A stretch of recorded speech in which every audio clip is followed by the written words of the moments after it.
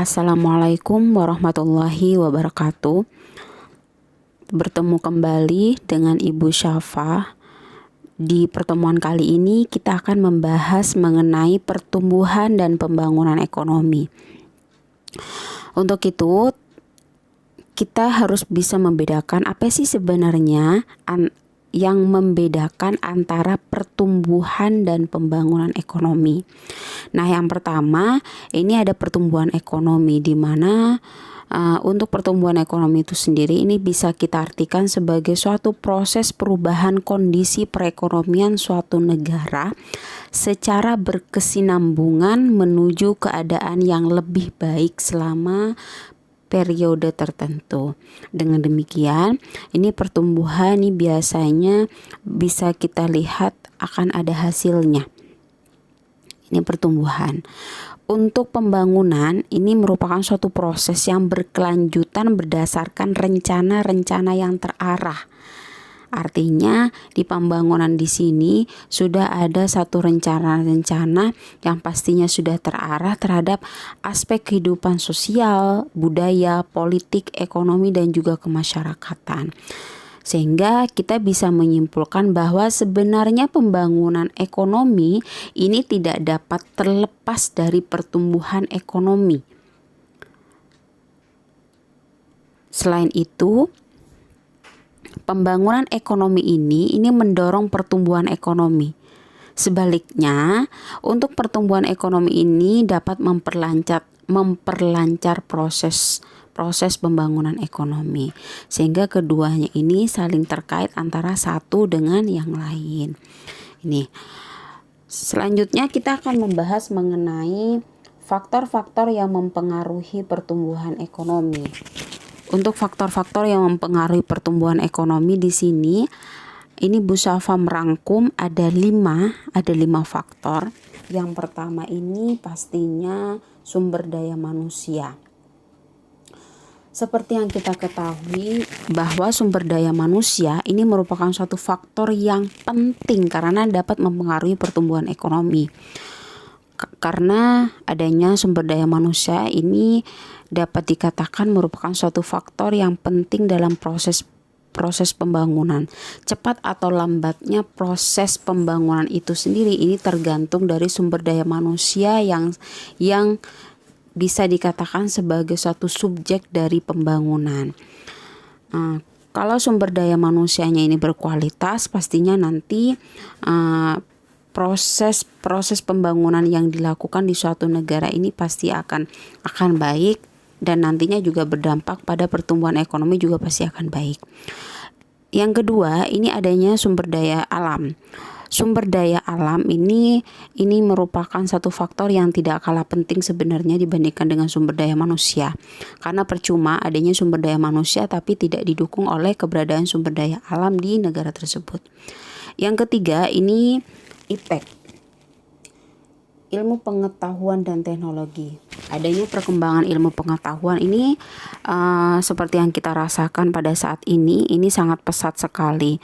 Hal tersebut ini pasti akan mempengaruhi satu proses pembangunan atau pertumbuhan ekonomi di suatu negara. Misalnya contohnya ada pergantian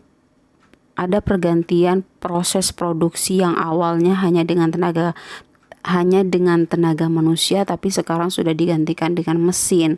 Hal ini pasti juga akan mempercepat proses produksi itu sendiri, sehingga hasilnya pun juga pasti akan semakin baik lagi.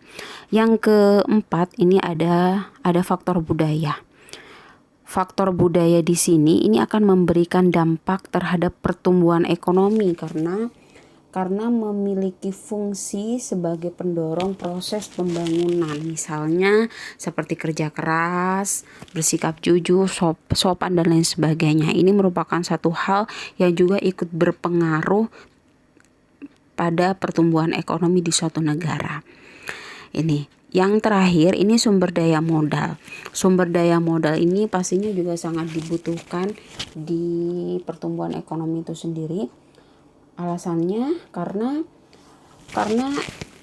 adanya sumber daya manusia, sumber daya alam, iptek ini kalau misalnya tanpa modal itu juga pasti akan bisa menghambat pembangunan ekonomi di suatu negara, sehingga juga berdampak pada pertumbuhan ekonomi di negara tersebut. Ini adalah faktor-faktor yang mempengaruhi pertumbuhan ekonomi. Yang selanjutnya kita akan membahas mengenai komponen penting di dalam pembangunan ekonomi. Untuk pembangunan ekonomi itu sendiri, ini ada beberapa komponen yang harus kita ketahui. Sebenarnya untuk pembangunan ekonomi itu, ini bisa kita artikan bahwa pembangunan ini sebagai suatu proses di mana setiap negara dan masyarakat itu menjalani tahapan tersebut atau proses pembangunan demi terwujudnya satu kondisi adil, makmur, dan juga sejahtera untuk suatu negara. Sehingga di pembangunan ekonomi ini pastinya akan ada proses secara berkelanjutan ya, mulai dari awal sampai akhir. Yang kedua, komponen yang kedua adalah pembangunan sebagai suatu usaha untuk meningkatkan pendapatan per kapita. Ya, sebagaimana adanya pembangunan merupakan suatu proses pembangunan itu sebagai suatu usaha dalam bentuk tindakan yang bersifat aktif meningkatkan pendapatan per kapita masyarakat, sehingga dengan demikian adanya pembangunan ini juga pasti akan berdampak pada pendapatan suatu negara, pendapatan per kapitanya juga pasti akan berpengaruh. Ini yang ketiga, ini peningkatan pendapatan per kapita yang terjadi harus berlangsung dalam jangka panjang, karena pembangunan ekonomi itu juga suatu proses yang berkesinambungan, sehingga nantinya peningkatan pendapatan per kapita ini seharusnya juga berlangsung dalam jangka panjang. Ini adalah komponen penting di dalam pembangunan ekonomi yang harus kita ketahui. Untuk pembahasan yang terakhir, ini ada beberapa permasalahan yang sering kali muncul di pembangunan ekonomi, khususnya di negara berkembang. Ini yang pertama, ini permasalahan yang sering muncul adanya ketergantungan dengan sektor pertanian primer. Seperti yang kita rasakan, ini pada umumnya untuk negara-negara berkembang ini hanya tergantung pada sektor pertanian dan perkembangannya saja, atau bahkan hanya bergantung pada pertanian saja. Sehingga dengan demikian, ini adanya pembangunan ekonomi di negara tersebut ini masih kurang berjalan dengan efektif dan juga efisien. Itu. Yang kedua, ini rendahnya produktivitas. Itu juga dipengaruhi oleh sumber daya manusianya yang kualitasnya masih rendah ya. Sehingga nantinya bisa ditandai dengan tingkat produk domestik brutonya ini masih sangat relatif kecil sekali. Yang ketiga, ini tingginya angka pengangguran. Ini jelas sekali adanya rendahnya produktivitas di suatu negara itu juga pasti akan berpengaruh pada tingginya angka pengangguran. Ini kalau di suatu negara ini misalnya kurang produktif, itu pasti nanti juga ditandai dengan tingginya angka pengangguran di suatu negara tersebut. Yang berikutnya, ini tingkat angka pertumbuhan penduduk.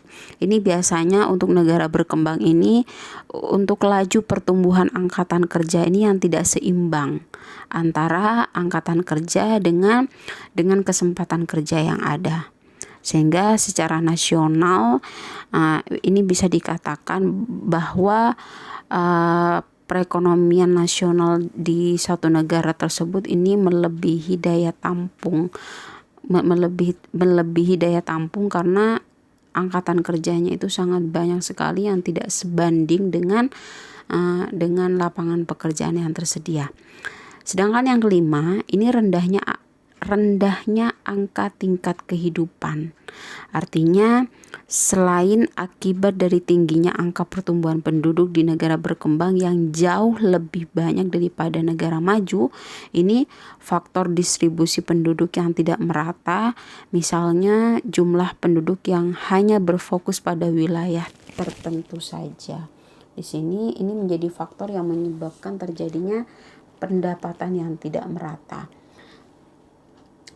Ini dengan demikian ini juga pastinya akan berdampak kepada faktor yang berikutnya, pada permasalahan yang berikutnya adalah rendahnya tingkat kehidupan, di mana untuk negara-negara berkembang ini biasanya tingkat kehidupannya di sini ini masih sangat rendah, di mana bisa ditandai dengan angka kekurangan gizinya juga sangat tinggi, rendahnya angka melek huruf di negara tersebut ini, sehingga ada kasus kelaparan di satu negara, sehingga menandakan bahwa angka tingkat kehidupan pada suatu negara atau negara masih tergolong masih sangat rendah sekali.